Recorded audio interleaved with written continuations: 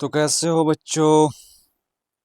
फिर से एक नए क्लास में स्वागत करते हैं और आप सबका अभिनंदन है। जैसा कि क्लास 3 तो खत्म हो चुका है और क्लास 4 है। और आज का क्लास रिस्पिरेशन का खत्म होने वाला है। ठीक है, रिस्पिरेशन का खत्म होने वाला है, श्वसन का खत्म होने वाला है आज का क्लास। तो आज का क्लास बढ़िया से पढ़ेंगे। ठीक है, इसमें बहुत ही महत्वपूर्ण टॉपिक है और इसमें बहुत सारा ऑब्जेक्टिव बनेगा और कुछ कुछ सब्जेक्टिव बनेगा जो कि बहुत ही महत्वपूर्ण है और आपका एग्ज़ाम में बहुत ही आता है। तो केयरफुली आप इसको पढ़ेंगे ध्यान से और बढ़िया से नोट करना। और आज का क्लास शुरू करते हैं बिना टाइम वेस्ट किए हुए। तो पहले फटाफट आप इसको स्क्रीनशॉट लीजिए, उसके बाद मैं चलता हूँ।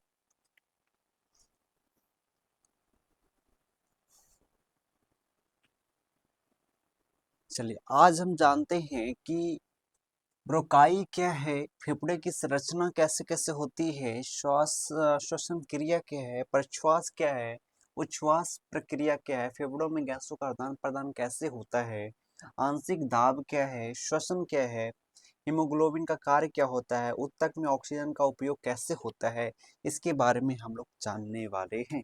बहुत ही महत्वपूर्ण बातें जानने वाले गाइस। और बहुत ही सवाल आता है इस सारे चीज पॉइंट जो अभी पढ़ोगे आ, इसमें आता है भैया। ठीक है, इसमें आता है, समझने की बात है, ये सब समझना पड़ेगा। तो चलिए शुरू करते हैं और सभी को स्वागत करते हैं फिर से। और भैया नए हैं तो चैनल को सब्सक्राइब करना ताकि आने वाला हर अपडेट आप तक पहुंचे। ठीक है, लाइक वाइक तो मारते जाना, इसमें कोई कमी नहीं है। चलिए शुरू करते हैं। अब देखो, बस हमेशा बोलते हैं क्लास शुरू करने से पहले बस भैया पढ़ना है, यहाँ पे टाइम पास नहीं करना है। टाइम पास नहीं करना है कि चलो टॉपिक छोड़कर कोई और बात चालू हो गया, नहीं भैया पढ़ना है क्योंकि समय निकलते जा रहा है। बहुत सारे अभी बुक्स पढ़ना बाकी है, मैथ है, ठीक है, सोशल साइंस है, हिंदी इंग्लिश संस्कृत, ये सब जो है ये बहुत सारा पढ़ना है। तो बिना टाइम वेस्ट किए हुए चलिए शुरू करते हैं। तो बस इसको नोट कर लीजिए या फिर समझने के बाद आप नोट करना, आपकी मर्जी। चलिए हम जानते हैं इसके पिछले क्लास में कहाँ तक पढ़े थे, उसके बाद हम आज चालू करेंगे ब्रोकाई। ठीक है, ब्रोकाई क्या होता है देखना ध्यान से। ब्रोकाई, ठीक है, ब्रोकाई, ब्रोकाई क्या होता है बस देखना ध्यान से। बहुत ही सिंपल सी भाषा में है, इसमें ज़्यादा कुछ समझने की बात नहीं है। जो ट्रैकिया होती है ना, ट्रैकिया, ट्रैकिया दो भागों में बढ़ती है। ट्रैकिया क्या होती है, दो भागों में बढ़ती है और इन्हें कहते हैं ब्रोकाई। यानी ट्रैकिया दो भाग में बढ़ जाती है ना, उसको क्या बोलते हैं, ब्रोकाई बोलते हैं। ये दोनों फेफड़ों में जाती है। ब्रोकाई क्या होती है, ब्रोकाई, ब्रोकाई क्या होती है, दोनों फेफड़ों में जाती है। ब्रोकाई और छोटी छोटी नलिकाओं में बढ़ जाती है। ठीक है, बात समझा रहा ना। यानी ट्रैकिया के दो भाग, अब ट्रैकिया दो भाग में बढ़ती है, उसको क्या बोलते हैं, ब्रोकाई बोलते हैं। बात समझ में आ रही है। और ये दोनों फेफड़े में जाती है, फेफड़ा दो होता है। ठीक है, और ब्रोकाई जो है और छोटी छोटी नलिकाओं में बढ़ जाती है ना, मतलब ब्रोकाई को और ऐसे छोटी छोटी नलिकाओं में बांट दिया जाता है। इन छोटी छोटी नलिकाओं में बांट दिया जाता है यानी बढ़ती है।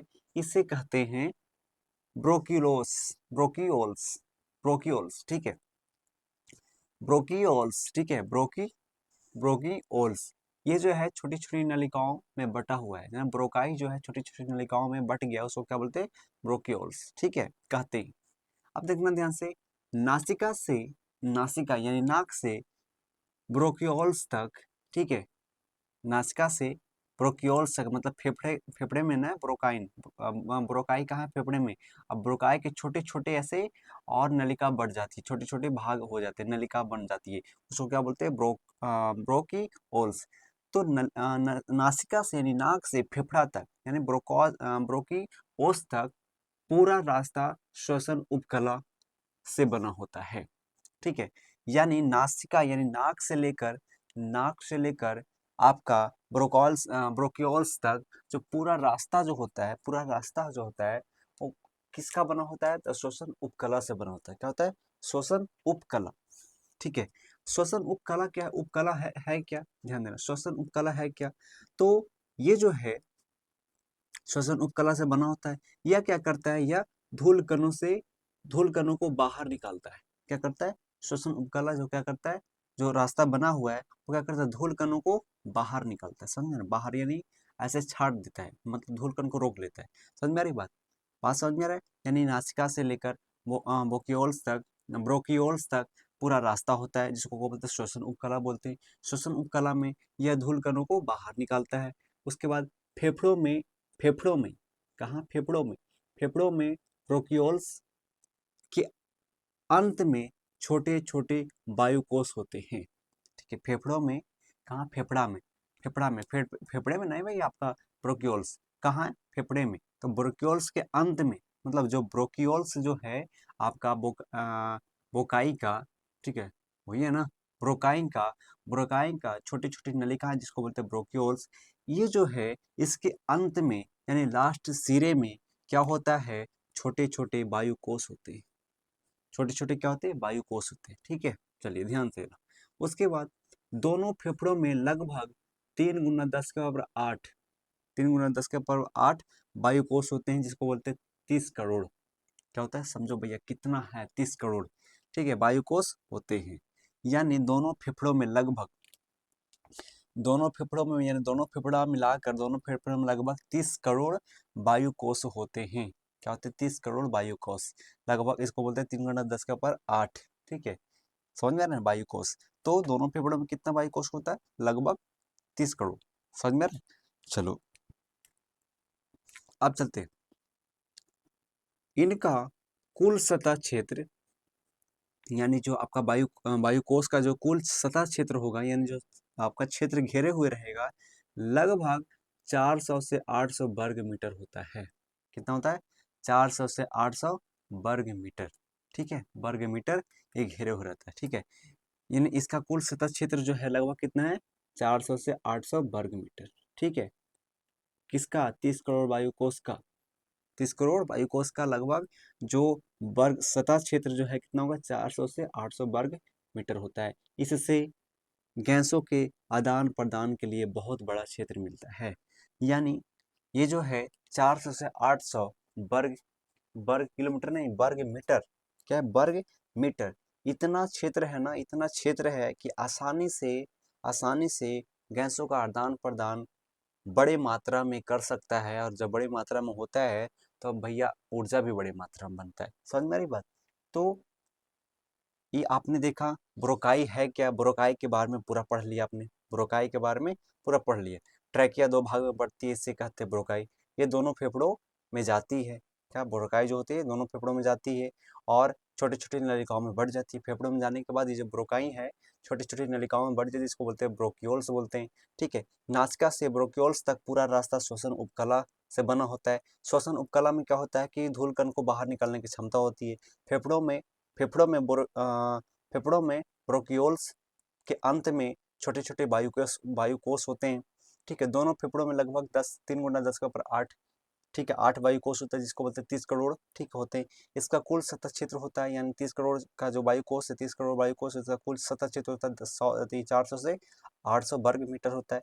इससे गैसों के आदान प्रदान के लिए बहुत बड़ा क्षेत्र मिल जाता है। समझ में आ रही है। तो ये है ब्रोकाई, आपने पढ़ा। ठीक है, ब्रोकाई आपने पढ़ लिया भैया। ठीक है, ये होता है ब्रोकाई। चलिए अब जो पढ़ेंगे, अब ये पढ़ेंगे कि फेफड़ों की संरचना। ठीक है, फेफड़ों की क्या पढ़ेंगे, संरचना। देखो ये क्या है आपका, ये क्या है आपका, फेफड़ों की संरचना है। ठीक है, ध्यान देना, बात समझ में रहना। देखो ये क्या है, फेफड़ों की संरचना। ठीक है, ये क्या है, फेफड़ों की संरचना। ऐसे बात समझ में आ रही, देख रहे हो आप, ये है। ठीक है, तो ये जो सबसे लास्ट में है देखना लिखा रहेगा, ये हो गया फेफड़ा। ट्रैकिया हो गया, ये जो आपका ये जो होता है ट्रैकिया हो गया। ठीक है, ये यहाँ से गला हो गया जो अंदर जाता है। ठीक है, आपने देखना नासिका बेसम यानी नाक वाला जो हो गया। ठीक है, उसके बाद ब्रोकंस ब्रोकंस ये अंदर हो गया। ब्रोक्यूल्स जो हो गया तो अंदर आपका बढ़ जाता है। ठीक है, छोटी छोटी नलिकाओं में देखो रास्ता बना हुआ है, देखना ध्यान से, यहाँ पे पूरा ऐसे रास्ता बन गया। ठीक है, उसके बाद तो ब्रोकाई जो है, ठीक है, ब्रोकाई जो है क्या होता है, ब्रोकाई ब्रोकाई या फिर ब्रोकाई या फिर एक और नाम है ब्रोकंस, ठीक है, ब्रोकंस, ब्रोकंस भी बोल सकते हैं या फिर ब्रोकाई। ब्रोकाई क्या होता है, दोनों फेफड़ा में जाता है और ये छोटी छोटी नलिकाओं में बढ़ जाता है, जो कि आप फिगर में देख सकते हैं। फिगर में बहुत सारे इधर हो गया, इधर गया, इधर चला गया, तो बहुत सारे में बढ़ जाता है। समझ में आ रही बात? चलिए, तो आपने क्या समझा, आपने क्या समझा, ब्रोकाई के बारे में क्या समझा? समझा तो भैया आगे बढ़ते, समझा तो आगे बढ़ते, ठीक है, समझ में आ रही बात? चलिए आगे चलते हैं। अब जो है, अब है फेफड़े की संरचना। फेफड़े की संरचना के बारे में जानते हैं कि फेफड़ा में होता क्या है, ठीक है, उसको कैसे सजाते हैं, संरचना कैसे करते हैं, चलिए जानते हैं। फेफड़े कहाँ होता है, तो बच्च गुहा में होते हैं। ध्यान देना, फेफड़े बच्च गुहा में होती है, बच्च गुहा, ठीक है। ये अस्पंजी लोचदार संरचना वाले होते हैं। फेफड़ा क्या होती है, अस्पंजी और लोचदार संरचना वाले होते हैं। फेफड़े प्लूरा गुहाओं में स्थित होते हैं, ठीक है। कौन सा फेफड़े कहाँ होते, कौन सा गुहाओं में, बच्च गुहा में तो होते हैं, लेकिन कौन सा, तो प्लूरा गुहाओं में। कहाँ, गुहा, ठीक है, प्लूरा गुहाओं में स्थित होते हैं। फेफड़ा बच्च गुहा में होता है, बच्च गुहा में कहाँ, तो प्लूरा गुहाओं में, ठीक है। फेफड़ा कहाँ स्थित होता है, प्लूरा गुहाओं में स्थित होते हैं। ध्यान देना, इसके चारों ओर, किसके, फेफड़े के चारों ओर प्लूरल झिल्ली होते हैं। क्या होते हैं, इसके चारों ओर प्लूरल झिल्ली होते हैं। क्या होते हैं, प्लूरल झिल्ली होते हैं, ठीक है। किसके, फेफड़ा के चारों ओर प्लूरल झिल्ली होते हैं। कहाँ, प्लूरा गुहा में है, और कौन सा झिल्ली, तो प्लूरल, प्लूरल, प्लूरल, ठीक है, प्लूरल झिल्ली है। यानी जो आपका फेफड़ा है प्लूरा गुहा में स्थित है, और कौन सा झिल्ली से घिरा हुआ है, तो प्लूरल, प्लूरल, ठीक है। कॉमन बात है, ठीक है, कॉमन है, दोनों कॉमन है, मिलता जुलता है। चलिए, प्लूरा के प्रकार, प्लूरा के प्रकार यानी प्लूरा जो होता है कितने प्रकार के होते हैं, तो देखना, प्लूरा के प्रकार को पहला कौन है, पैराटाइट pleura, para parietal, sorry parietal, parietal, parietal pleura, pleura, ठीक है। प्लूरा के प्रकार यानी जो आपका प्लूरा क्या है, गुहा, क्या है? गुहा है जहाँ फेफड़ा स्थित है। तो प्लूरा के प्रकार है, कितने प्रकार के हैं, तो एक प्रकार है कौन, पैराइटल प्लूरा। ये होता क्या है, ये जो होता है बच की दीवारों को ढकने वाली परत है।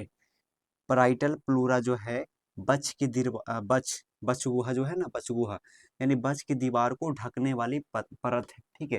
यानी बच गुहा को क्या करता है, बच गुहा की दीवार को बंद करता है, यानी ढकता है, बंद मतलब ढकता है, समझ रहे हैं ना।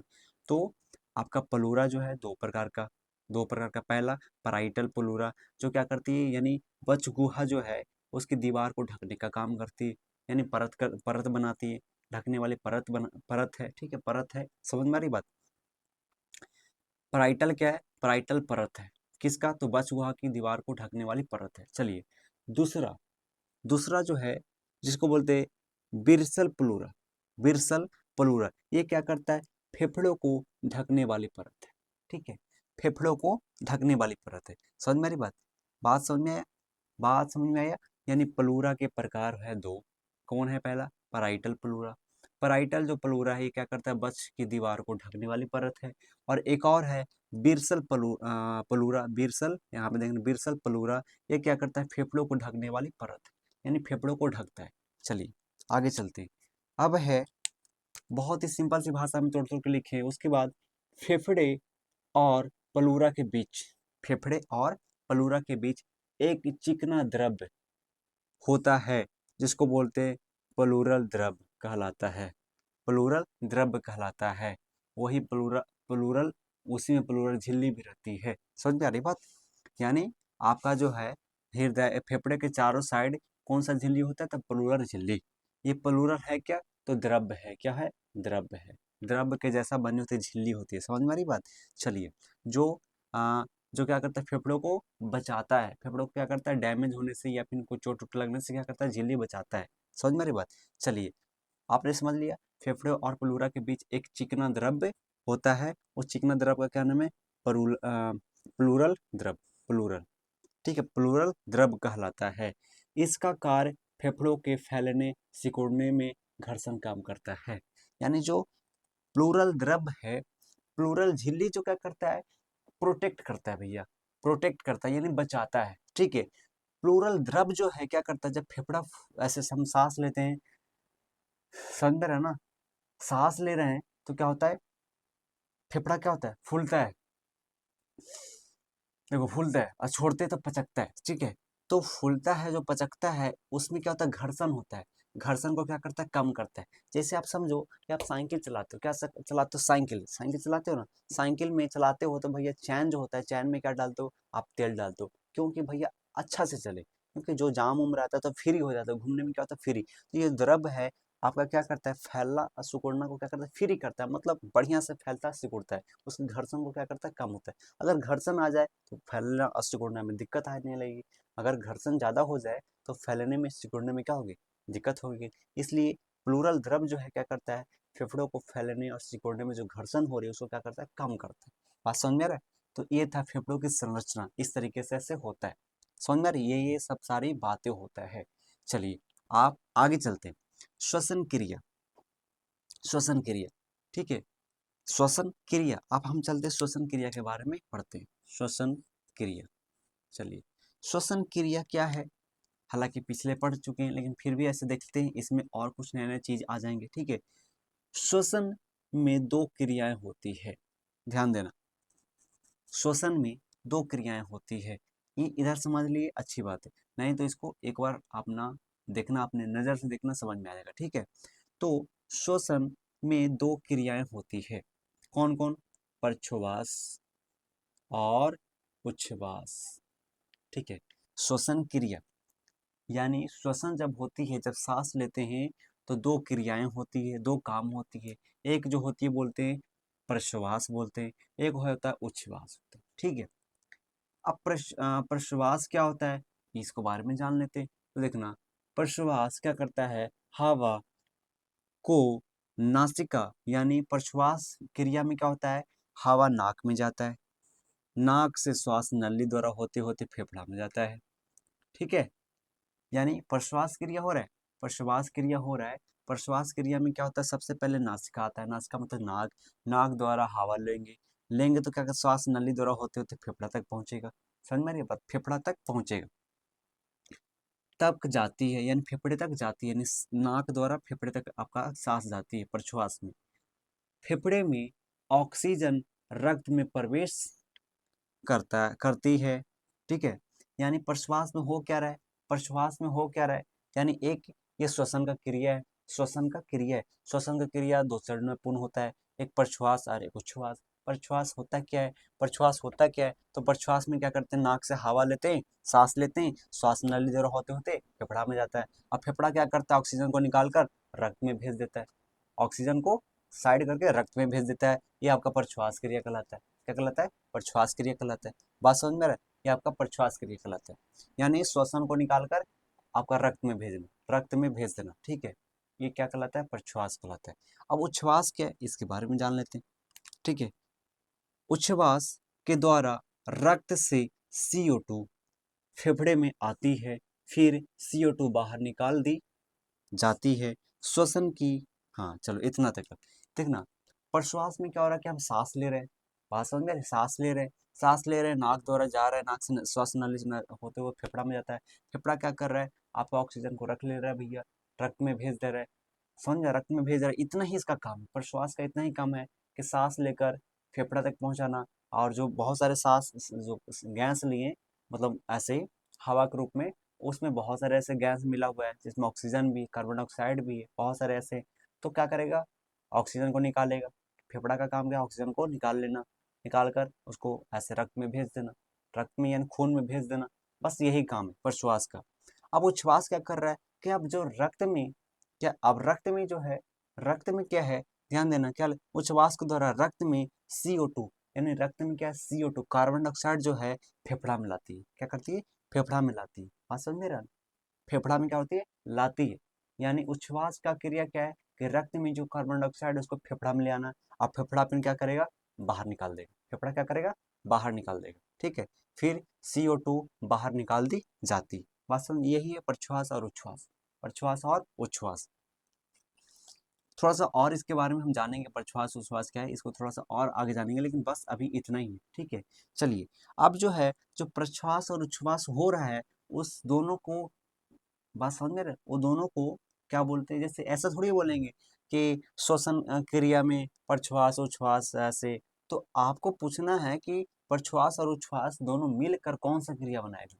यानी प्रश्वास और उच्छ्वास, प्रश्वास में क्या कर रहा है, सांस जा रहा है, फेफड़ा फेफड़ा क्या कर रहा है, ऑक्सीजन को भेज दे रहा है रक्त में, और रक्त से जो कार्बन डाइऑक्साइड है उसको ले आ रहा है, उच्छ्वास ले आ रहा है, और फिर फेफड़ा बाहर निकाल दे रहा है।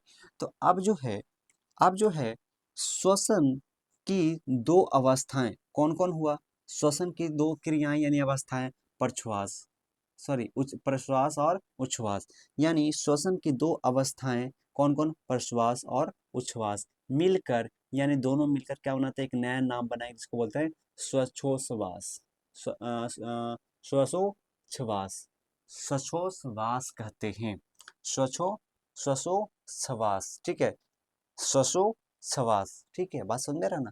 श्वासोच्छ्वास क्या है, तो वह क्रिया है जिसमें प्रश्वास और उच्छ्वास दोनों का क्रिया होता है, यानी काम करता है, ठीक है। प्रश्वास और उच्छ्वास दोनों जो काम कर रहा है, एक हवा को लेके जा रहा है, रक्त में मिला रहा है, मतलब फिल्टर करके ऐसे ऑक्सीजन को, फिर कार्बन डाइऑक्साइड को लेकर ऐसे बाहर लेकर आ रहा है भैया, तो ये दोनों को क्रिया को मिला देंगे तो ये तो श्वसन है। और उसको श्वसन का एक नाम रखा गया, क्या है, श्वासोच्छ्वास, श्वासोच्छ्वास, श्वसन की क्रिया क्या कहलाता है, श्वासोच्छ्वास कहलाता है। यह है क्या, तो प्रश्वास और उच्छ्वास को मिलाने के, दोनों क्रिया को मिलाने के बाद एक क्रिया बनता है जिसका नाम है श्वासोच्छ्वास, ठीक है। चलिए, तो ये था आपका श्वसन की क्रिया, आपने इस तरीके से देख लिया। अब थोड़ा सा चलते हैं भैया, आपने दो अवस्थाएं पढ़ा, प्रश्वास और उच्छ्वास, प्रश्वास उच्छ्वास की प्रक्रिया क्या क्या होता है, क्या क्या उसमें होता है, काम करता है, उसमें हम जान लेते हैं, ठीक है। ऐसा थोड़ी है कि हाँ भैया, मतलब सांस लिए सांस न लेते रहो, होते होते फेफड़ा में पहुंच गए। अरे बहुत सारी चीज होगा ना, जैसे बहुत सारी चीजों का पसली होगा, पसली का मतलब ये जो पसली होता है ना, तो दिखाई देता है यहाँ पे, ठीक है। तो उसमें बहुत सारी चीजें प्रश्वास में, तो प्रश्वास की क्रिया प्रक्रिया हम जानते हैं, ठीक है। यहाँ तक कल क्लियर हो जाना चाहिए, यहाँ तक श्वसन की क्रिया तक कल आपको क्लियर हो जाना चाहिए, ठीक है, आपका क्लियर हो जाना चाहिए। अब हम चलते हैं प्रश्वास की प्रक्रिया, प्रश्वास की प्रक्रिया, ठीक है। प्रश्वास की प्रक्रिया क्या क्या है नहीं है जानते। देखो, प्रश्वास के समय तीन चीजें काम करती है, समझ में आ रहा है ना, तीन चीजें, यानी प्रश्वास जब क्रिया करती है, जब उसका प्रक्रिया होता है तो तीन चीजें काम करती है, कौन कौन, पहला पहला में कौन, पसलियां जो होती है 12 जोड़ी, यानी 12 12 मतलब 24 कोष, क्या होते हैं 24 कोष, तो 24 को मतलब 12 जोड़ी, क्या होती है 12 जोड़ी, ठीक है, क्या होती है 12 जोड़ी।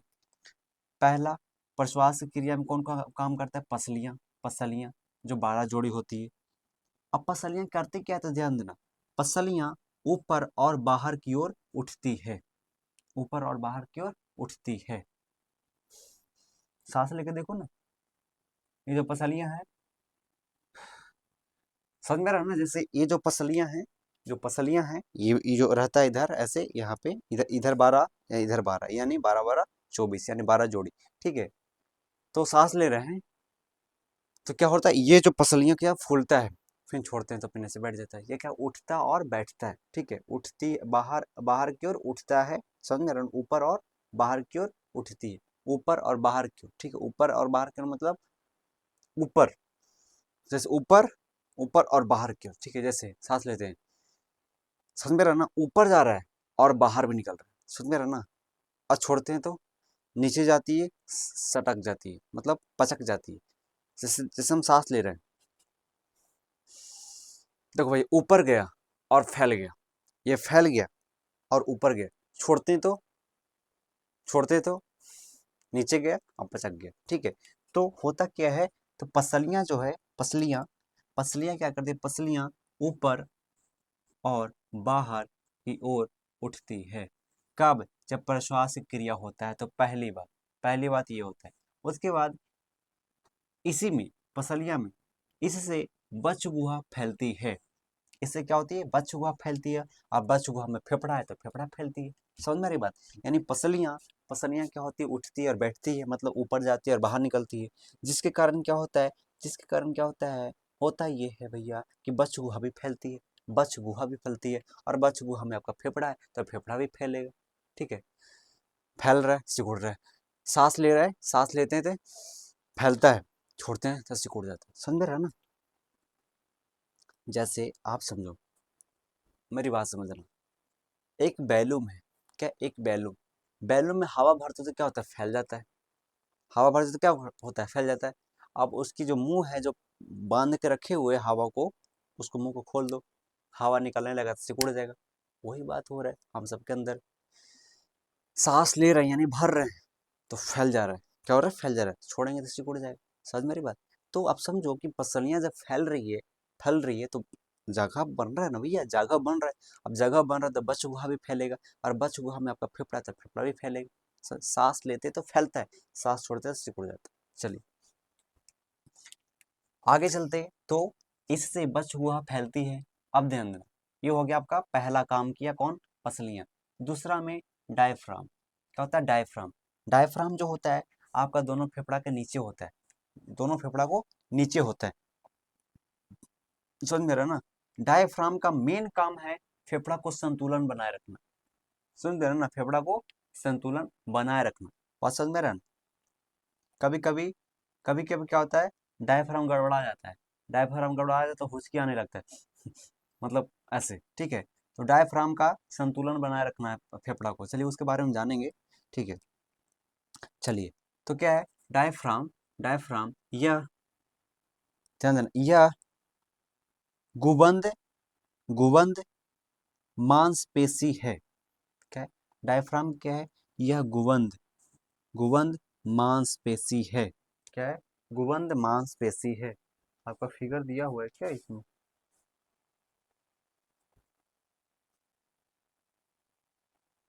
देखो, देखो यहाँ पे क्या है आपका डायफ्राम, देखो यहाँ से लेकर ऐसे। ठीक है, ये क्या है आपका, ठीक है, यहाँ से ऊपर से लेके गुबंद का मतलब ऐसे, गुबंद इसको ऐसे बोलते हैं। और क्या है, गुबंद का मतलब बंद है। ठीक है, और मांसपेशी है, क्या है, मांसपेशी। ठीक है, तो जो है डायफ्राम है क्या है, गुबंद मांसपेशी है। जो करता क्या है, संकुचन पर नीचे की ओर चपटा है, चपटा है, चपटा चपटा होता है। ठीक है, ध्यान देना, यानी संकुचन पर नीचे की ओर चपटा हो जाता है। इससे बच्च गुहा का आयतन बढ़ता है। इससे क्या होता है, बच्च गुहा का आयतन बढ़ जाता है। और जब बच्च गुहा का आयतन बढ़ जाएगा तो आपका फेफड़ा का भी आयतन बढ़ जाएगा, जब सांस लेगी तब। चलिए, तो आप देख लिया डायफ्राम क्या है, यह जो है गुबंद मांसपेशी है। जो आपका फेफड़ा डायफ्राम क्या है, तो क्या है, गुबंद मांसपेशी है। संकोचन पर नीचे की ओर चपटा है, क्या हो, चपटा हो जाता है। यानी संकोचन पर क्या होता है, समझ में आ रहा है ना, संकोचन पर क्या होता है, नीचे की ओर चपटा हो जाता है। जिससे बच्च गुहा का आयतन, जिससे क्या होता है, बच्च गुहा का आयतन क्या होता है, बच्च गुहा का आयतन बढ़ता है। समझ में आ रहा है? तीसरा, तीसरा में देखना, तीसरा में उदर उदर पेशियां। क्या होता है, उदर पेशियां। तीसरा में क्या होता है, उदर पेशियां। उदर पेशियां, तीसरा में क्या है आपका, उदर पेशियां। उदर पेशियां, इसके संकुचन से बच्च गुहा का फैलाव बढ़ता है। जो है उदर पेशियां जो है भैया, उदर पेशियां जो होता है, उदर पेशियां जो है, ध्यान देना, उदर पेशियां जो है, तीसरा में कौन काम करता है आपका, प्रश्वास में कौन काम करता है, उदर पेशियां। उदर पेशियां जो क्या करता है कि इसके संकुचन से, यानी उदर पेशियां के संकुचन से बच्च गुहा का फैलाव बढ़ता है, बच्च गुहा का फैलाव बढ़ता है। समझ में रहे ना? अब क्या हुआ इसका परिणाम, परिणाम का मतलब प्रश्वास की प्रक्रिया पढ़ा तो इसका परिणाम क्या क्या मिला, परिणाम क्या क्या मिला, तो देखना, बच्च गुहा का आयतन बढ़ता है, बच्च गुहा का आयतन बढ़ता है, फेफड़े का आयतन बढ़ता है, अंदर का दाब कम हो जाता है, हवा बाहर से फेफड़े में प्रवेश करती है। आपका प्रश्वास क्रिया पढ़ाते यहाँ से आपका परिणाम दिया हुआ है। हालांकि ये चीज़ इसमें है, लेकिन अलग से मैंने यहाँ पे लिख दिया कि परिणाम मतलब ये जो पढ़ा इसका पूरा आपने एक लाइन में देख लो। बच गुहा का आयतन बढ़ता है, फेफड़े का आयतन बढ़ता है, अंदर का दाब कम हो जाता है, हवा बाहर से हवा बाहर से मतलब वायुमंडल से नाक द्वारा होते हुए फेफड़ा में प्रवेश करता है। ये प्रश्वास की प्रक्रिया कहलाता है। क्या कहलाता है? ये प्रश्वास की प्रक्रिया कहलाता है। चलिए आप थोड़ा सा देखते हैं। प्रश्वास की प्रक्रिया आपने देख लिया, इधर देख लिया, आपको ये समझ में आया होगा। मुझे उम्मीद है कि आप सब समझ में आया होगा। अगर केयरली से ध्यान दोगे, बढ़िया से एकदम, ठीक है, देखभाल करोगे भैया, अच्छा से देख रहे होगे आँख फाड़ के, तो भैया ये समझ में आया होगा। और नहीं देख ऐसे नहीं देखे होगे तो भाई रिवर्स जाओ, पीछे जाओ, बैक जाओ, फिर वहां से जाके देखो। ठीक है, तो मुझे उम्मीद है कि मैं हर चीज को तोड़ तोड़ के समझाने की कोशिश किया हूँ। ठीक है, तो बस ध्यान देना है, कान दो, ध्यान दो। ठीक है, तो ये हो गया प्रश्वास की क्रिया, जो जिसमें 3 चीज काम करती है। कौन? फसलियां जो 12 जोड़ी होती है। ठीक है, 12 जोड़ी होती है। उसके बाद डायफ्राम, उसके बाद उदर पेशियां। ठीक है, उदर पेशियां। चलिए अब चलते हैं। अब जो है एक और क्या होता है, एक और प्रक्रिया होता है जिसका क्या नाम है? उच्छ्वास। उच्छ्वास की प्रक्रिया। उच्छ्वास की प्रक्रिया ज़्यादा कुछ नहीं है। उच्छ्वास की प्रक्रिया में क्या क्या होता है कि इसमें डायफ्राम ऊपर उठता है। इसमें यानी उच्छ्वास की क्रिया में क्या होती है? डायफ्राम ऊपर की उठता है। ठीक है, इसमें क्या था? नीचे की ओर चपटा है। क्या होता है? नीचे की ओर चपटा है, जिससे क्या होता है? बच गुहा का आयतन बढ़ जाता है। लेकिन अब क्या होगा? जब सांस लेते भैया, सांस ले रहे तो क्या हो रहा है? सांस ले रहे तो नीचे चप रहा है, आपका डायफ्राम क्या चप रहा है, तो बच गुहा जो है उसका आयतन बढ़ रहा है। अब बच गुहा के अंदर क्या है? फेफड़ा, तो उसका भी आयतन बढ़ रहा है, यानी हवा ले लिए तो उसका आयतन बढ़ गया। अब उच्छ्वास क्या कर रहा है? उच्छ्वास तो फेंकता है ना भैया, आपका कार्बन डाइऑक्साइड लिए क्या रक्त से, और फेफड़ा क्या करता है? उसको फेंक देता है नाक से। ठीक है बात। तो उच्छ्वास की क्रिया में क्या होगा? डायफ्राम ऊपर की ओर उठता है, मतलब जब ऊपर की ओर उठेगा तो आपका बच गुहा का आयतन क्या कम होगा, यानी फेफड़ा सिकुड़ेगा। फेफड़ा क्या होगा? सिकुड़ेगा। और जब सिकुड़ेगा तो जो नाक से हवा फेंक रहे हैं वो कार्बन डाइऑक्साइड नाक से निकलेगा। बात समझ में आ रही है? चलो, तो इसमें इसमें यानी कि इसमें उच्छ्वास प्रक्रिया में इसमें डायफ्राम ऊपर उठता है। इसमें डायफ्राम ऊपर उठता है, पसलियां नीचे आती है। पसलियां क्या होती है? नीचे आ जाती है। इसमें क्या था? ऊपर, पसलियां ऊपर और बाहर की ओर। तो इसमें क्या होता है? नीचे और धंसती है, नीचे और धंसती है, कह सकते हैं नीचे जो है आपका नॉर्मल आकार में आ जाता है। ठीक है, धंसती है। चलिए, पसलियां जो है 12 जोड़ी होती है, 12 जोड़ी, 12 जोड़ी यानी 24 गो। ठीक है, ठीक है, समझ में आ रही बात? हाँ, तो पसलियां नीचे आती है। उसके बाद बच गुहा सिकुड़ती है। बच गुहा क्या होती है? सिकुड़ती है, जिसके कारण आपका फेफड़ा भी सिकुड़ जाता है और CO2 बाहर निकलती है। यही आपका उच्छ्वास उच्छ्वास की प्रक्रिया था। ये क्या है? उच्छ्वास की प्रक्रिया। प्रश्वास देख लिया आपने, उच्छ्वास की प्रक्रिया ये है। और दोनों प्रक्रिया को मिला देंगे तो क्या हो जाएगा? एक और नाम क्या हो जाएगा? क्योंकि यहाँ पे आपने देखा क्या हो गया? श्वासोच्छ्वास। श्वासो श्वासोच्छ्वास। ठीक है, एक प्रक्रिया होगा एक। ठीक है, एक कहलाएगा, क्या कहलाएगा? कौन सा? श्वासोच्छ्वास कहलाएगा। श्वासोच्छ्वास कहलाएगा। श्वासोच्छ्वास प्रक्रिया क्या है? जिसमें उच्छ्वास और प्रश्वास भाग लेता है। ठीक है, दोनों काम करते हैं, इसको बोलते हैं। चलिए आपने ये देख लिया। अब देखते हैं कि फेफड़ों में गैसों का आदान प्रदान कैसे होता है। फेफड़ों में गैसों का आदान प्रदान कैसे होता है, इसके बारे में जान लेते हैं फटाफट। फेफड़ों में गैसों का आदान प्रदान, लेन देन कैसे होता है भैया? लेन देन कैसे होता है?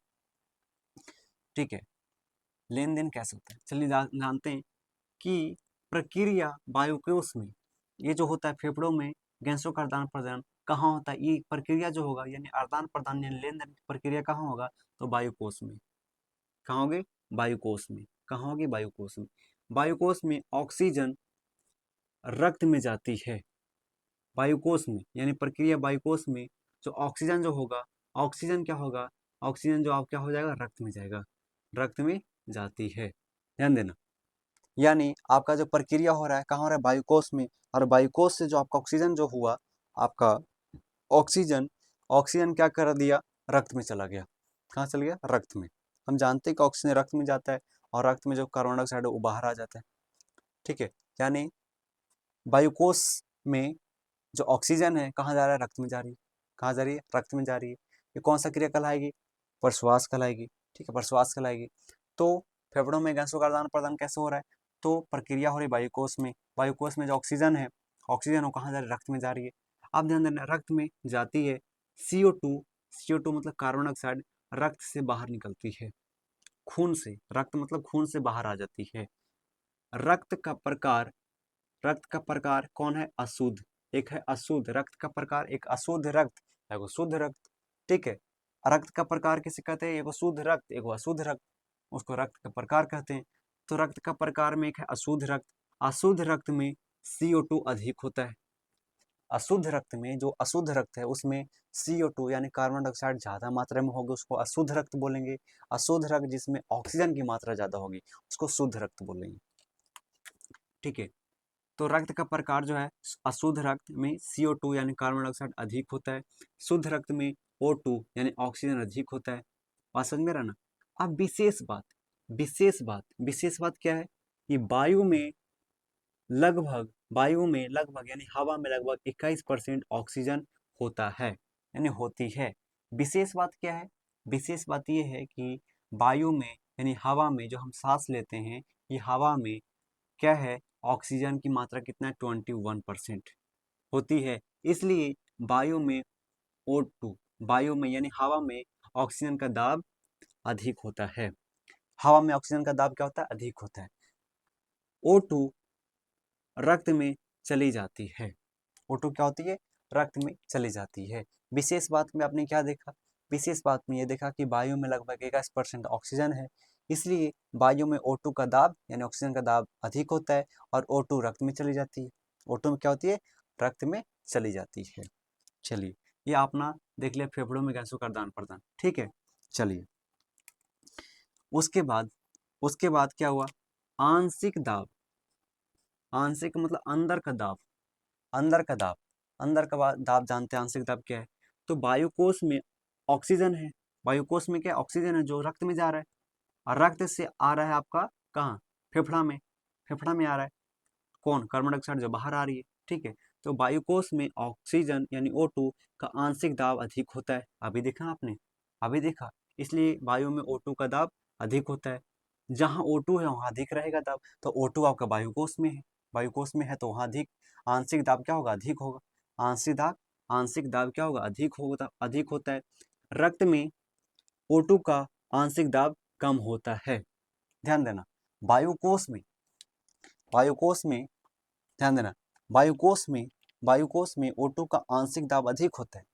आंशिक दाब वायुकोश में सिर्फ O2 का यानी ऑक्सीजन का आंशिक दाब अधिक होता है, और रक्त में जब ये चला जाता है, ऑक्सीजन रक्त में चला जाता है तो आंशिक दाब कम हो जाता है। आंशिक दाब क्या होता है? कम हो जाता है, कम हो जाता है। इसलिए O2 रक्त में प्रवेश करती है। ठीक है, इसलिए O2 क्या होती है? रक्त में प्रवेश कम करती है। वायुकोश में O2 का आंशिक दाब अधिक है, लेकिन जैसे ही रक्त में जाएगी उसका आंशिक दाब कम हो जाएगा, इसलिए रक्त में O2 प्रवेश करेगा। समझ में रही बात? इसलिए O2 रक्त में प्रवेश करेगा। और भैया, और कार्बन डाइऑक्साइड की आंशिक दाब अधिक होती है, इसलिए रक्त से बाहर निकल जाती है। ठीक है, यानी आपका ब्लड में कार्बन डाइऑक्साइड की आंशिक दाब क्या होता है? अधिक होती है, इसलिए वहां से आपका ब्लड से कार्बन डाइऑक्साइड निकल जाती है। चलिए, बात समझ में आ रहा है? तो इस तरीके से आपने देखा। आप देखते हैं श्वसन, थोड़ा सा इसको भी देते हैं श्वसन। पहले भी श्वसन पढ़ लिया था, लेकिन इसमें क्या है, इसमें भी देखेंगे। ध्यान देना, ऑक्सीजन, वही बात है, ऑक्सीजन का रक्त में प्रवेश करना, ऑक्सीजन का रक्त में प्रवेश करना। फेफड़ों के वायुकोश में O2 का आंशिक दाब अधिक होता है। ठीक है, बात समझ में आ रहा ना? श्वसन क्या है? श्वसन है क्या? सांस लेना ही श्वसन है। तो सांस में क्या? ऑक्सीजन, ऑक्सीजन ही लेना श्वसन है। लेकिन आपने पढ़ा ऑक्सीजन कहाँ जाता है? तो नाक से होते होते श्वास नली द्वारा होते होते फेफड़ा में, फेफड़ा से वायुकोश में, वायुकोश क्या करता है? फिल्टर करके आपका ऑक्सीजन को भेज देता है रक्त में।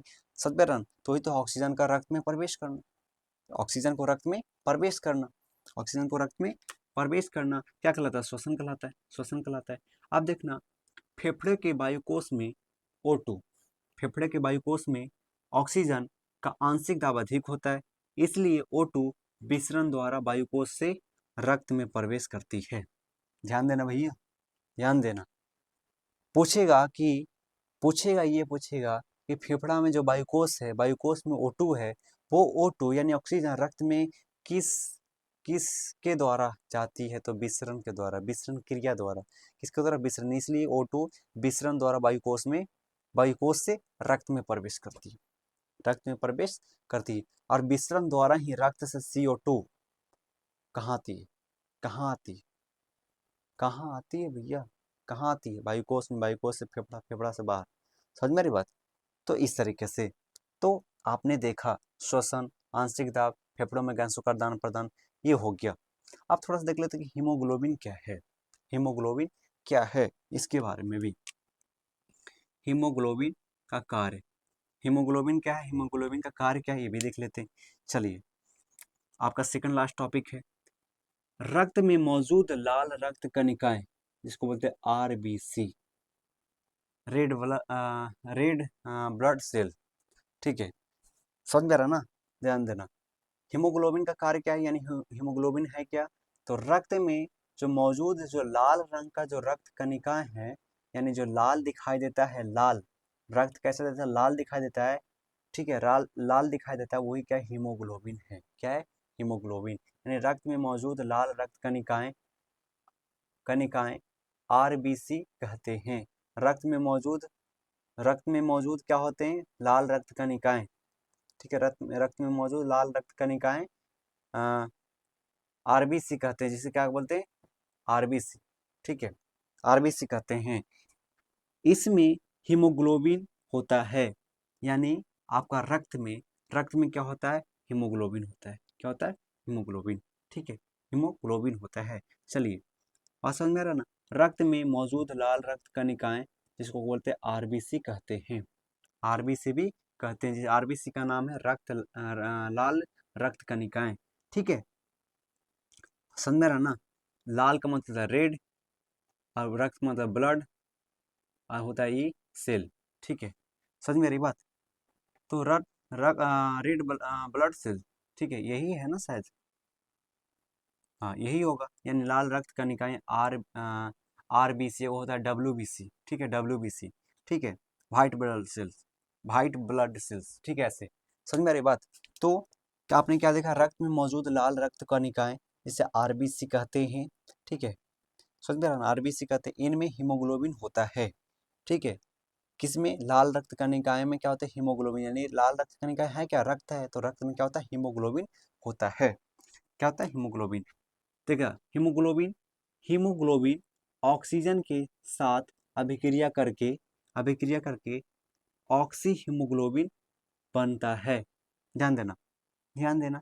कीटों में हमने बताया था, कीटों में हीमोग्लोबिन नहीं होता है, जिसके कारण ऑक्सीजन की बांधने की क्षमता नहीं होती है, ऑक्सीजन की बांधने की क्षमता नहीं होती है। लेकिन भैया, हीमोग्लोबिन कहाँ होता है, मनुष्य में होता है, मनुष्य में होता है हीमोग्लोबिन। जो क्या होता है, और भी ऐसे ऐसे होता है, मतलब जीवों में ऐसे। तो रक्त में क्या होता है, हीमोग्लोबिन है, और हीमोग्लोबिन में ऑक्सीजन की बांधने की क्षमता होती है, यानी रोकने की क्षमता।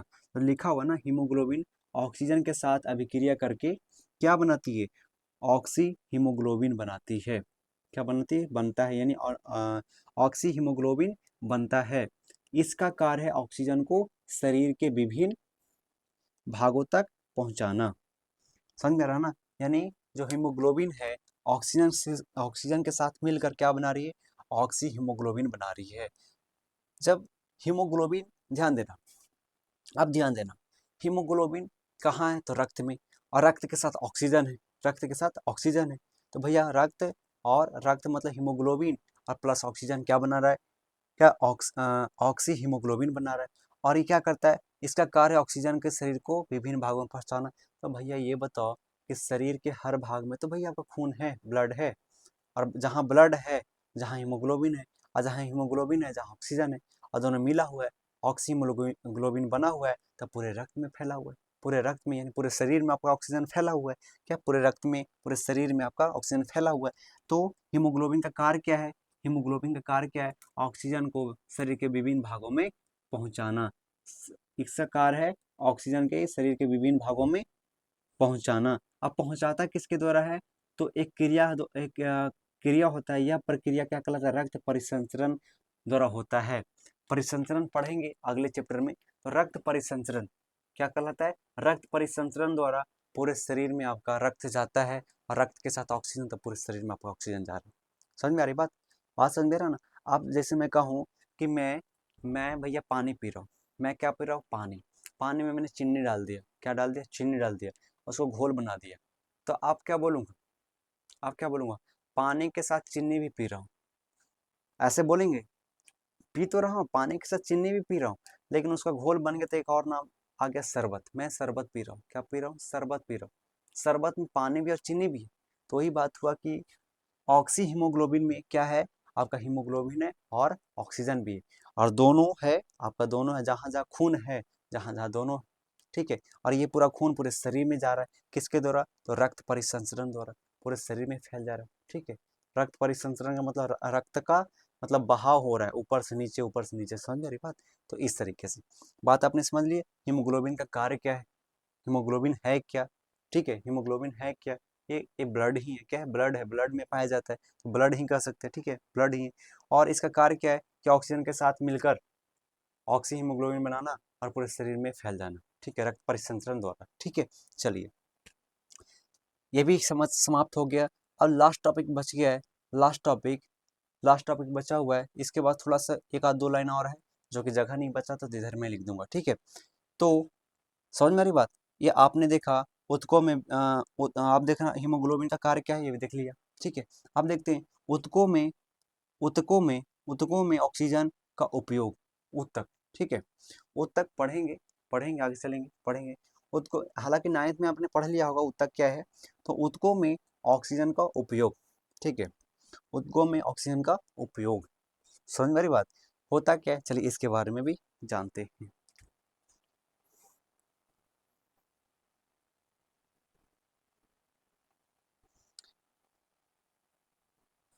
हाँ तो भैया देखेंगे, अभी ये देखेंगे कि मैं इसको यहाँ पे ये जो है यहाँ के बाद थोड़ा सा है, ये दो लाइन मैंने बोला ना कि एक दो लाइन है। तो पहले आप इसको स्क्रीनशॉट ले सकते हैं। आप इसको स्क्रीनशॉट ले लीजिए ताकि आपको उतारने में आसानी हो। बस दो लाइन ही है, उसके बाद आपका ये चैप्टर खत्म, ठीक है। यहाँ तक था, उसको मिटा कर मैंने ये लिखा है, तो स्क्रीनशॉट ले सकते हैं, ठीक है। चलिए हम जानते हैं जो ये है, जो आपका है ऊतकों में ऑक्सीजन का उपयोग। ऊतकों में ऑक्सीजन का उपयोग क्या होता है? ऑक्सीजन का उपयोग, ध्यान देना, ऊतकों में ऊतकों में पहुंचकर ऑक्सी हीमोग्लोबिन ऊतकों में पहुंचकर ऑक्सी हीमोग्लोबिन टूट टूट जाता है। यानी ऑक्सी हीमोग्लोबिन क्या है? तो हीमोग्लोबिन के साथ ऑक्सीजन है, तो ऑक्सी हीमोग्लोबिन कहते हैं। ये जब ऊतक में जाएगा, ऊतक में पहुंचेगा, ठीक है, जब शरीर में पहुंचेगा, समझ इतना समझ लो, शरीर में जब पहुंचेगा, विभिन्न भागों में जाएगा, ऊतक में पहुंचेगा, तो क्या हो जाएगा? ऑक्सी हीमोग्लोबिन का होता है टूट जाता है। क्या होता है? टूट जाता है। इससे ऑक्सीजन मुक्त होती है, ठीक है। क्या होता है? टूटने का मतलब ऑक्सीजन अलग और हीमोग्लोबिन अलग, ठीक है। यानी ऑक्सीजन अलग और हीमोग्लोबिन अलग। यानी सब जब टूटेगा तो क्या होगा? ऑक्सीजन मुक्त होगा। क्या होगा? ऑक्सीजन निकलेगा। जब भैया टूटेगा तो क्या होगा? ऑक्सीजन निकलेगा, ठीक है, ऑक्सीजन मुक्त होगा। यानी मुक्त का मतलब निकलेगा, क्या होगा? मुक्त। यानी जब ऊतक में जाएगा तो ऊतक में जाता है तो ऑक्सी हीमोग्लोबिन का होता है टूट जाता है, और ऑक्सीजन निकल जाता है, ठीक है, और हीमोग्लोबिन अलग हो जाता है। चलिए, यह ऑक्सीजन कोशिकाओं में जाकर भोजन का ऑक्सीकरण करती है। यानी ये ऑक्सीजन क्या होगा? अब क्या करेगा कि कोशिकाओं में जाएगा और जहाँ जहाँ जहाँ भोजन होगा उसको क्या करेगा? ऑक्सीकरण कर देगा और ऊर्जा बना देगा। समझ में आ रही बात? बात समझ आ रहा है? तो ऑक्सीकरण कर देगा, ऑक्सीकरण।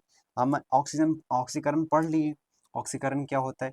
चलिए, ऑक्सीकरण आपने पहले पढ़ लिया। ऑक्सीकरण में होता क्या है?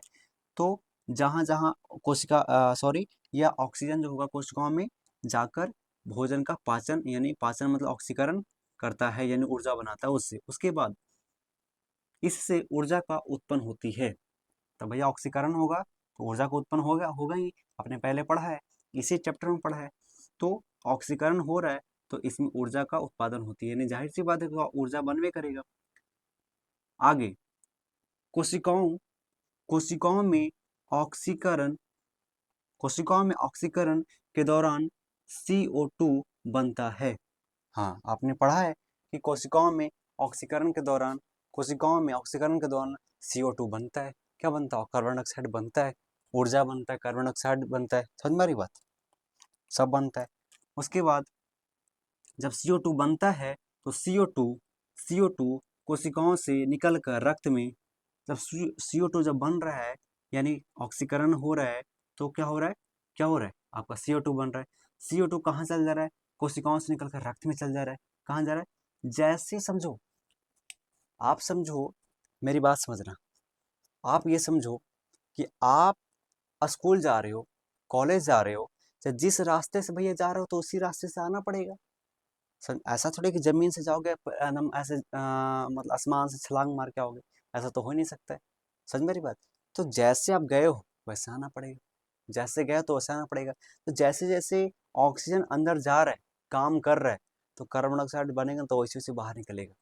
ठीक है। आपने देखा वायु कोष से, यानी पहले नाक से गया, नाक से हवा गया श्वास नली द्वारा होते होते, उसके बाद फेफड़ा में गया, फेफड़ा के वायु कोष में गया तो ऑक्सीजन निकाल कर रक्त में भेज दिया। रक्त में जब भेज दिया तो क्या होगा? वहाँ पहले से हीमोग्लोबिन मौजूद था। हीमोग्लोबिन के साथ ऑक्सीजन क्रिया किया, मिल गया तो क्या बन गया? ऑक्सी हीमोग्लोबिन बन गया। अब ये क्या क्या हुआ कि रक्त परिसंचरण द्वारा पूरे शरीर में फैल गया। जब फैल गया तो यहाँ जो ऑक्सीजन है कोशिकाओं में यानी ऊतक में जाकर तो टूट जाएगा, यानी ऑक्सीजन अलग हो जाएगा और आपका हीमोग्लोबिन अलग हो जाएगा। अब जो ऑक्सीजन आया है ऊतक में, ये क्या करेगा? कोशिकाओं में जाके क्या करेगा? ऑक्सीकरण करेगा, यानी ऊर्जा बनाएगा। और ऊर्जा बनने के दरमियान आपका कार्बन डाइऑक्साइड बनता है। आप पूछोगे कि भैया रक्त में, आपने पहले पहले सवाल खड़ा कर सकते थे कि रक्त में कार्बन डाइऑक्साइड कहाँ से है, रक्त में आया कहाँ से? तो रक्त में आता नहीं है, डायरेक्टली नहीं आता है। जब यहाँ ऑक्सीकरण हो रहा है, ऑक्सीजन के द्वारा जब कोशिका में ऑक्सीकरण हो रहा है, ऊर्जा बन रहा है। आपने पढ़ा है कि ऊर्जा जब बनता है उसमें CO2 भी बनता है। CO2, तब CO2 वहाँ पे बना है कोशिकाओं में, ऑक्सीकरण हो रहा है तो CO2 बना है, तो निकलेगा कैसे? जैसे आपका ऑक्सीजन आया था वैसे निकलेगा। समझ में आ रही है? जैसे मैंने जिस रास्ता से आप स्कूल गए उस रास्ता से आओगे, तो भैया क्या हुआ?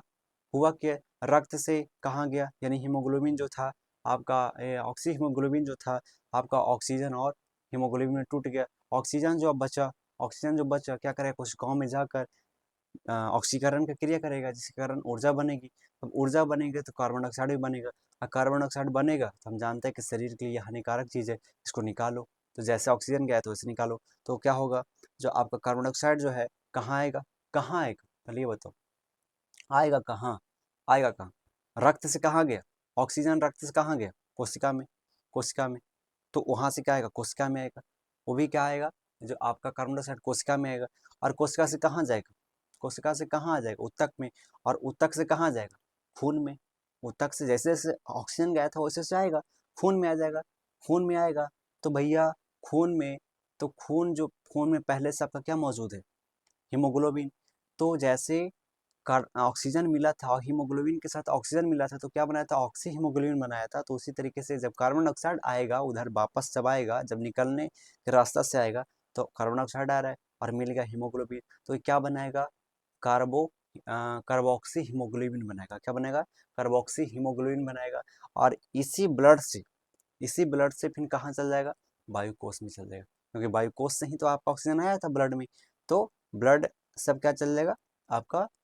ब्लड से आपका जो ब्लड में जो मिला हुआ है कार्बोक्सी आपका मतलब हीमोग्लोबिन, क्या चल जाएगा? वहाँ पे टूट जाएगा। टूटने के बाद कार्बन डाइऑक्साइड चल जाएगा कहाँ? वायुकोष में। वायुकोष कहाँ? फेफड़ा में पाया जाता है। फेफड़ा फिर पंप करेगा तो श्वास नली द्वारा होते नासिका में आएगा, नासिका से फिर बाहर आ जाएगा। और ये क्रिया, ये सिलसिला लगातार चलते रहता है। ऑक्सीजन जा रहा है, कार्बन डाइऑक्साइड निकल रहा है, ऑक्सीजन जा रहा है, कार्बन डाइऑक्साइड निकल रहा है, लगातार। मतलब रास्ता बना हुआ भैया, रास्ता बना हुआ है। यानी कहने का मतलब, एक जाने वाला रास्ता एक आने वाला रास्ता होता है ना, तो रास्ता बना हुआ है। ठीक है, रास्ता बना हुआ लगातार हो रहा है। ठीक है, मिली सेकंड में ऐसे एकदम हो रहा है एकदम भैया, सेकंड पर मिनट, मिली सेकंड जो भी बोल सकते हैं, हो रहा है एकदम। ठीक है, तो इस तरीके से यही देखने वाले हैं। तो क्या हुआ कि भोजन का ऑक्सीकरण करती है।